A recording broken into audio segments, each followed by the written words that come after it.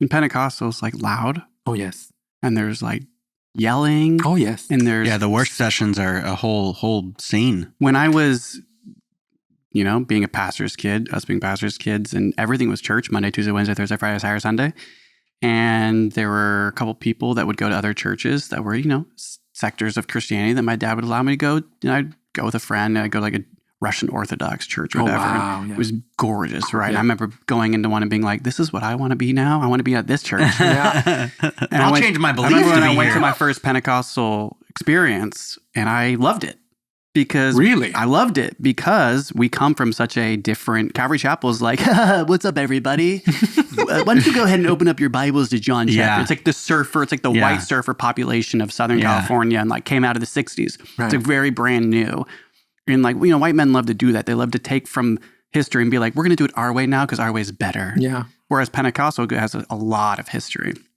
And I loved it just because it was loud. I'm loud. It was rambunctious. It was like crazy. And I just felt like it was just different. I don't know. But A lot of energy too. A lot of energy during the worship sessions. was that is that how it was? Absolutely. And I mean, traditional fire, loud kind of pastor taking their jacket off and swinging it to the masses, and they all falling, speaking in tongues and jumping around. How fun. All of that, yeah. I'm kidding. I know there's trauma there, but imagine this 10-year-old sitting, I don't know, maybe halfway through the nave, seeing people falling on their backs and almost having a seizure, and having family members praising God because that's happening. So there's I know exactly what you're speaking my language. It's a dichotomy that happened in my head. And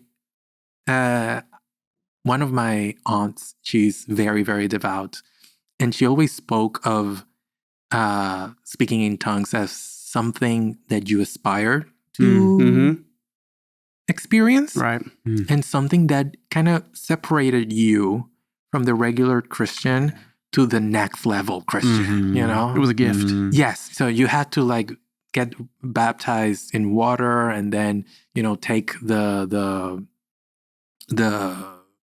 communion, sacrament, communion, and all that, and then all the things. Some few would get the experience of speaking in tongues. So and all that. did you ever, as a kid, then, or did you see? Was there anybody interpreting the tongues? Oh yes. Yeah.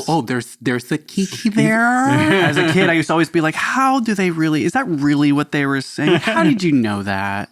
Well, I don't know how chronological we're gonna go into this interview, but Whatever you want. There were people interpreting it, and there was a particular moment in the history of that particular church that there were conflicting interpreters. No way. And wow, fascinating. There were conflicting interpreters. Wait, like two people saying different things? Oh yes. Oh my God, I love it. And which all of that kind of untangled in some sort of hidden behavior from the pastor that was rather not pastorally and very seldomly interpreted as Christian. And there was some sort of backing from one of the interpreters regarding his behavior, and that literally destroyed the church.